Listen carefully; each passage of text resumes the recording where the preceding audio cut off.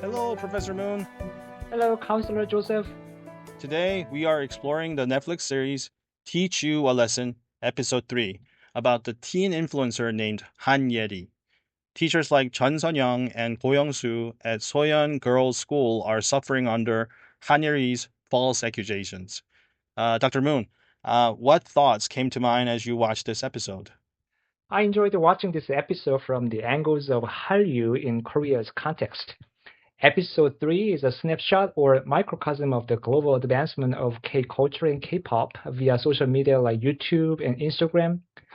Hanyeri, a high school student at Soyeon Yogo, which is girls' high school, is a very popular social influencer, and she uses her fame to boost her self-esteem via these channels.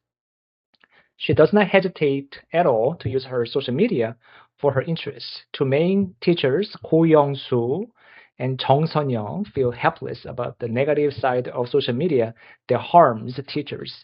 Even Mr. Ko died by suicide. It's interesting to see both the positive and negative sides of K-pop culture. From an educational perspective, cyberbullying is a key theme of this episode with huge concerns and negative impact of social media. In a best-selling book entitled Anxious Generation, Jonathan Haidt emphasizes social illness such as depression and anxiety in young generations like Generation Alpha.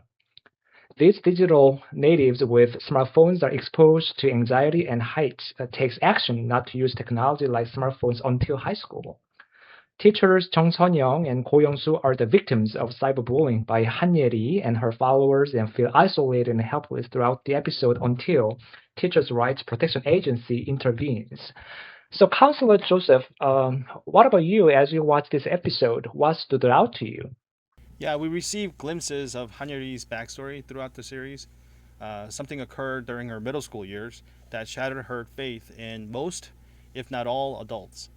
Her behavior closely mirrors oppositional defiant disorder, or ODD. While she is a fictional character and cannot be clinically diagnosed, her symptomology aligns with all four diagnostic criteria for the disorder. 1. Intense and compulsive anger. 2. Frequent arguments with authority figures and deliberate rule breaking. 3. Vindictiveness, perhaps her most prominent hallmark sign, driven by an intense desire for revenge against those she feels have wronged her and those who resemble those who have wronged her. 4. Duration. The behavioral symptoms must persist beyond the required 6-month threshold, and almost every day. And Hanyeri definitely exhibits all four criteria. Clinically speaking, slapping an ODD label on Hanyeri and forcing her into therapy or behavioral treatments would be an uphill battle, likely providing her with only more adults to hate and rebel against. In reality, ODD is a multifaceted diagnosis. Clinicians must account for diverse etiological roots of the condition, as treatment strategies vary depending on the underlying sources. Research indicates biological and neurological components to ODD, pointing to specific brain structures and chemical imbalances that may necessitate psychiatric interventions to modulate serotonin and dopamine levels. Additionally, genetic factors can play a role, which would point toward a need for behavioral modifications, clear directives, and consistent structure. Final facet of ODD involves adverse experiences or trauma. In Hanyeri's case, trauma appears to have preceded her ODD symptoms. In fact, her vindictive cyberbullying functions largely as a trauma response. Professor Moon, what are some new ways the educational system is dealing with cyberbullying and bullying in general? Are there any systemic changes that can make a difference? Well, that's a great question. Educators may analyze cyberbullying in this episode in multiple directions too. Well, I'm a Korean who grew up in Korea for more than 3 decades and immigrated to the States. I interpret this episode from the culture of save face, which is 체면 살리기 in Korean.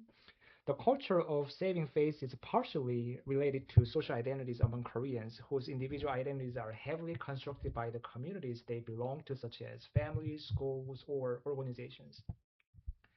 Identity is both a self identification of who you are. In Korean, you will notice weird expressions of our wife, 우리 아내, our house, 우리 집. not my wife or my house. Technically, you do not share your wife or your home with other people.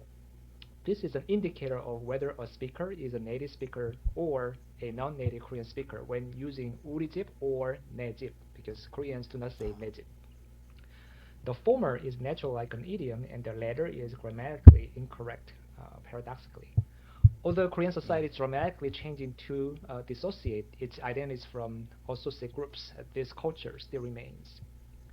I still sense that these social, political, and cultural identity constructions shape some directions in this episode. In particular, I was saddened to watch the decision that Mr. Ko made after Han Yeri wrongly accused him of sexual assault after having a one-on-one meeting about her wrongdoing against the teacher Jung. Some viewers may already know that all episodes in Teach Your Lesson are motivated by true stories in Korea. Episode 3 is based on a true story that a middle school teacher committed suicide due to an allegation of sexual assault, which turned out not to be true in 2017. In K-dramas, the viewers frequently encounter scenes in which main characters contemplate or attempt suicide when they face overwhelming difficulties. It is problematic to generalize the causes of suicides based on the highest suicide rate among OECD countries. Korea's big task and health policy have been working on how to address both cultural and psychological issues of offering adequate support for social depression and the culture Mm. of saving face. So statistically, according to the National Mental Health and Welfare Commission on March 25th, 2026 in Korea, the suicide rate is 29.1 per 100,000 people. The Wow. concerns are about suicides among students and socially and economically marginalized groups. Han Yeri's Mm. homeroom teacher, Mr. Ko Young-soo, was accused of sexual assault, as we know, and he committed suicide. And I analyzed social depression in Korean society given its culture of rapid change and speed of collaboration. It's like running a treadmill at 10 miles per hour, whereas regular people can run Right. only 5 miles per hour. Social media exacerbated the speed of responding to problems or harms. So at this point, Counselor Joseph, can you talk about how suicidality is dealt with in counseling? Yeah, suicidality is a critical public health concern both globally and in the US. According to the CDC, the US suicide rate stands at 13.7 deaths per 100,000 people. Although lower than South Korea's alarming rate of 29.1, this still translates to 48,824 deaths in Wow, it's a lot. 2024. That is a lot, yeah. Hmm. In that same year, an estimated 14.3 million adults experienced serious suicidal ideation, and 4.6 million people made a suicide plan, and 2.2 million people attempted suicide. Individuals experiencing general inferential confusion, passing thoughts, or an abstract fear of suicide are excluded from these counts, as such thoughts are nearly universal among adults. In fact, a fear of death, whether by suicide or other means, functions as an innate protective factor.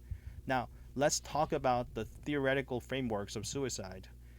Several primary theories attempt to explain the psychological and sociological underpinnings of suicide. Thomas Joyner's interpersonal theory of suicide proposes that suicide emerges from the convergence of three components. One, perceived burdensomeness, the entrenched cognition of being a burden to others. Two, thwarted belongingness, a deep sense of loneliness and a lack of meaningful connection. Three, acquired capability, the habituation to pain and fear that enables an individual to act. According to this theory, treatment of suicidality will work to assuage one or more components. Edwin Schneiderman's concepts of psychache is another. From a purely psychological perspective, Schneidman argued that suicidality is an attempt to escape unbearable psychological pain rather than an inherent wish to die. It is a desperate mechanism to halt an intolerable mental state. Emil Durkheim's sociological perspective emphasized that suicide rates are heavily influenced by social structures, categorizing suicide into four distinct types based on social integration and regulation. First, egoistic, characterized by profound social isolation and low integration. Two, altruistic, driven by over identification with a group or cause, leading to self sacrifice. Three, anomic, triggered by social, moral, or economic upheaval. And four, fatalistic, stemming from oppressive societal control that obliterates personal freedom. Regardless of the theoretical lens, one truth remains: humans fundamentally value life. This That's is right. why, yeah, this is why a fear of death exists in the first place, and why we instinctively reach for a band aid, even over a smallest cut. This is where dialectical behavior therapy, or DBT, proves highly effective for individuals experiencing suicidality and self harm. The word dialectical refers to the coexistence of two opposing ideas in the same mind. Specifically, the internal conflict of I want to die versus I want to live. This duality mirrors the architecture of the brain. The left hemisphere typically governs logic, rationale, and language, while the right hemisphere manages instincts, emotions, and imagination. Logically, a person does not want to die, rather, they use their imagination to conceptualize an escape from pain. If the teacher, Mr. Go Young-soo, were to undergo DBT, he would master four core modules: distress tolerance, emotional regulation, mindfulness, and interpersonal effectiveness. In practice, Mr. Ko would learn to hold two conflicting thoughts simultaneously, such as I am loved by many and I'm a burden to others. The intense distress of cyberbullying would become manageable, and his overwhelming shame, sadness, and anxiety would be regulated. Mindfulness would help him recognize the distortion in his emotional thinking. While Mr. Cole worries he is a burden, humans are inherently burdensome. In other words, all babies are as burdensome as Mr. Cole. That's At certain interesting. and at certain points, all humans rely on others. Yet we use different words for this: care and love. People deeply want to care for and love Mr. Ko through turbulent times. Through the mastery of mindfulness, distress tolerance, and emotional regulation, DBT naturally improves interpersonal relationships, helping individuals feel significantly less isolated. Suicidality is ultimately one of the most treatable psychological crises. Even within severe depression, where baseline suicide rates are high, 2023 study by Kern and others illustrates a clear, hopeful picture. The study highlights that while lifetime suicide risks range from 1% for general mood disorders and up to 13% for patients with severe depression, now, effective treatment drastically reduces this rate to roughly 0.14% per 100 person years for outpatients with even treatment resistant depression. The numbers speak for themselves. Interventions bridges the gap from 13% down to 0.14%. It's When amazing. it comes to suicidality, getting help is paramount. We now have an easy to remember hotline for suicide prevention, and the number is 988. So please get help when you are in need. Professor Moon, did you notice anything else about the teachers? I noticed the dilemmas of public school teachers in Korea in their teaching. Korea's education, as apparent in this Netflix series, has many components to revisit and reshape. One outstanding ongoing issue is the fall of public education, which is 공교육 분괴, literally meaning that students learn curriculum content in language, art, math, and other core subjects via shadow education like 학원 and private tutoring. In this episode, viewers may be curious why high school students don't pay attention at school. What we saw in the drama was an explicit message that students are not focusing on learning while using smartphones during the class. Only a few students in the front row in particular follow teacher Chung's teaching. You notice that students keep a real phone and a fake phone to be prepared for a no smartphone policy in Korean schools. So, for example, when Im Halim, one of the agents in 교권국, collects all smartphones, most students submit a fake phone and still keep their real smartphones. A cultural component of 공교육 붕괴, which is the fall of public education, originates from the social realities that students learn the same curriculum in advance, usually 1 to 3 or 5 years ahead of standard grade level in reading and math, to prepare for Korea's SAT, which is 수능, 수학능력시험. Public school teachers mostly teach content that is way beyond the students' actual understanding of the curriculum. Teachers feel helpless or frustrated when students have no motivation to learn in their classrooms. Most middle-class students study through shadow education during out-of-school time and take a break during regular school hours like sleeping, using smartphones, or chatting with peers. This attitude of no respect for public school teachers is quite different from the stereotypical images of Korean culture that students respect teachers based on Confucianism. In some cases, it is, yet from the structural issue of Korean education, students do not value studying during regular school hours in that they have the better teacher at Hagwon with small class sizes and individualized instruction or private tutoring based on their content understanding of the concepts. Due to hyper-competition, standardized tests like Korea's SAT get more credit than high school GPAs. Universities implement multiple tracks to enter college, such as statements of purpose, school records, or resumes. Students still get into major universities solely by SAT. So smart students like Hetty have the option to destroy the learning atmosphere in her class. So if you watch the later episodes, you learn that Hetty was supposed to enter Chungmyeong 외국어 고등학교, which is a prestigious high school, before a corrupt teacher, Chun Sang-yeol, manipulated her records. I still highlight that great teachers do their best to teach students regardless, and that some students, particularly from underrepresented economic background, need the support of public education and government-sponsored e-learning programs to catch up. Yet, unfortunately, it will be interesting to know the social cultural factor in appreciating K-drama or K-culture when K to 12 students are the main character of the series. Counselor Joseph, by this point, do you have preferred treatment options for people like Han Yeri and others? Yeah, building on our discussion of Han Yeri and our potential ODD diagnosis, treatment strategies must directly target the precipitating events. Because her condition appears rooted in perceived betrayal, corruption, and manipulation, therapy should address the cognitive distortion of overgeneralization. Specifically, allowing her to restructure the thought that a single negative betrayal does not dictate future outcomes. In tandem with this cognitive restructuring, clinicians must address the emotional patterns, primarily chronic anxiety and anger in this case, that continually signal to Hanyeri that her traumatic memory is bound to repeat itself with every single trigger or reminder. This is a common human response to trauma called hypervigilance.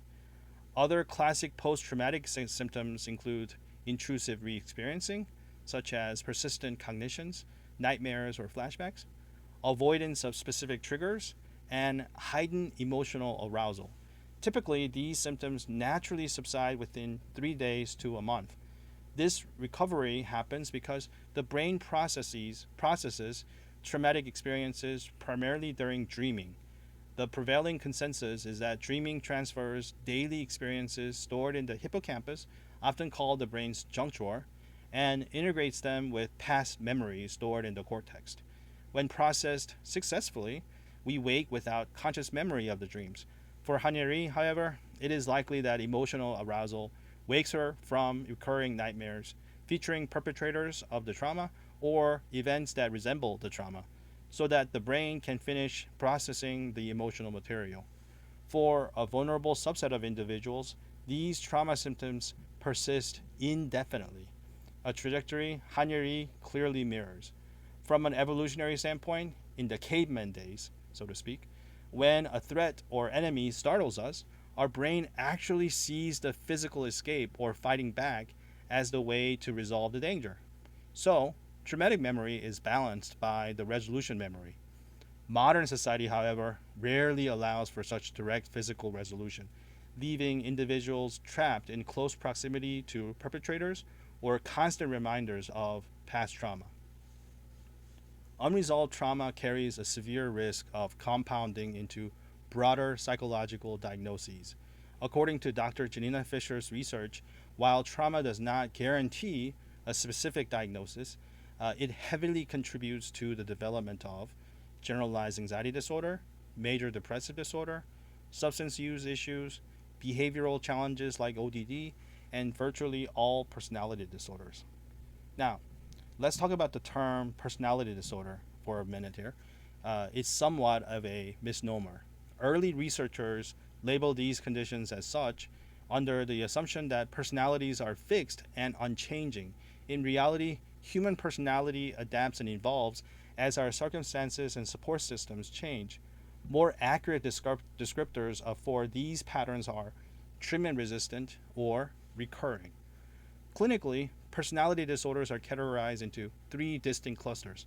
Cluster A is characterized by eccentric, odd behaviors, social detachment, mistrust, and unconventional thought patterns. Cluster C is characterized by anxious or fearful behaviors, and Cluster B is perhaps the most widely recognized, featuring dramatic emotional or erratic presentations marked by several difficulties with impulse control, emotional regulation, and interpersonal difficulties. Cluster B encompasses four specific conditions: antisocial, borderline, histrionic, and narcissistic personality disorder. Now, Han Yeri's symptoms align closely with the cluster B presentation. Because these personality dynamics are treatment resistant, once again, they do not resolve through standard talk therapy or psychotropic medications alone. While medication may manage specific co occurring symptoms, no single pharmacological treatment cures the underlying structure.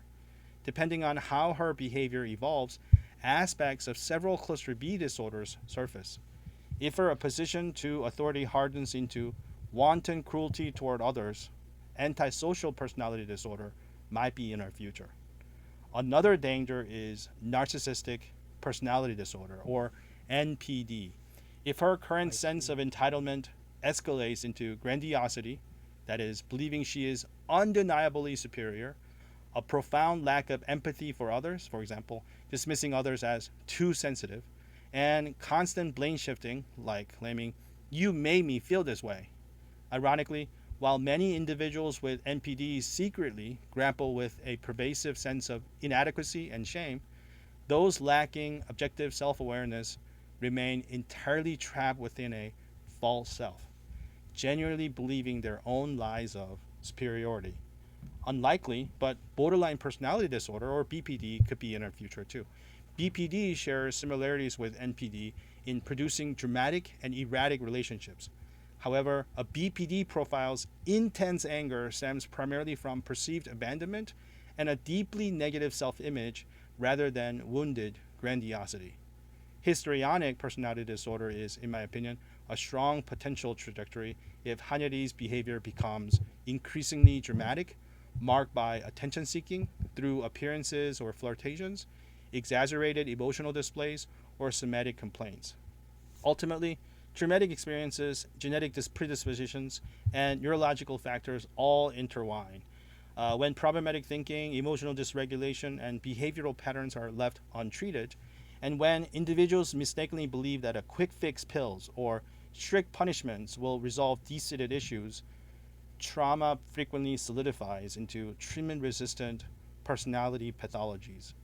Accounting for all underlying factors in a comprehensive treatment plan and seeking professional intervention as early as possible remains the surest path to long term therapeutic progress.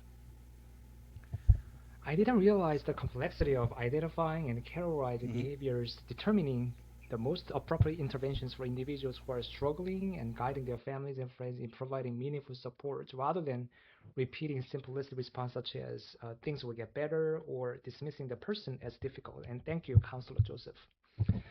In understanding the main character like Teacher Chong, I am reminded of the importance of teacher professionalism. So, for example, 교권고, teachers' right protection agency's intervention is provisional in that the direction of reshaping education and teacher professionalism should be from the basic principles of how relationships among teachers, students, and families should be. Additionally, teacher professionalism is directly connected with sustainable policy that teachers has autonomy in decision making, particularly interacting with the students and families with proper authority.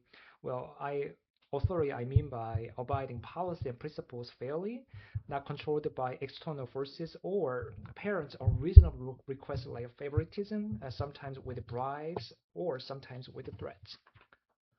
To better understand this Netflix series, I'd like to provide some historical background on Teach Your Lesson. I think that it will be helpful for the viewers as well. In the 2010s, a student human rights ordinance was launched across Korea's major provinces like Seoul and Gyeonggi for the purpose of protecting students' rights with human dignity. The culture of treating students as objects was problematized and listed outstanding concerns such as corporal punishment, hair length, night study sessions, and no discrimination due to any cultural identities. So, for example, as part of hair length regulations, boys were required to keep very short hair, usually not longer than 1 inch, and girls had certain regulations on hair length, and perms or dyeing hair were not allowed. Due to the culture of competition, not only on individual level but as a school level, night study sessions were held at school. So, for example, students they are they stay in school on a regular school hours around 4:30, and they still study as the format of self-study in the school building until 10 to 11 p.m. So this human rights, student right issues was how to stop this kind of practices. So Teach Your Lesson emphasizes the prohibition of corporal punishment as one of the causes of losing a teacher's authority, yet it is dramatized in this K-drama. The center of argument is the true meaning of education when hyper-competitive and ranking-oriented culture diminish teacher authority, heavy reliance on shadow education in Hagwon, and learned helplessness among students and teachers in handling stress, low self-esteem of perpetual failure, early determination on career based on standardized test scores such as Korea's SAT, and ultimately the creation of bulldozer parenting for the sake of college entrance and thus condescend teachers like Ujin Mom in episode 5.